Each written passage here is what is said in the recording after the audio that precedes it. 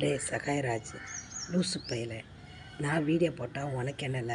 ஏன்ல என் வாட்ஸ்அப்புக்கு வர, என் ஃபோனுக்கு என்ன வர? அவனே லாக் பண்ணிட்டுருக்கல, ஏன்னா வர லூசு பையல? நான் சந்தோஷமாக வீடியோ போட்டால் உனக்கு பொறுக்கலையில? என்னை சொந்தமா பந்தமா சொல்லுடா நாயே. நான் பொறுமையாக இருக்கேன்னு பார்த்துட்ருக்காத, ஓயாமல் ஃபோன் பண்ணி டார்ச்சர் பண்ணிகிட்ருக்க. நான் யார்கிட்டையும் சொல்ல மாட்டேன், நேராக வந்து உன்னை சந்திக்க தைரியம் இருக்குது சரியா?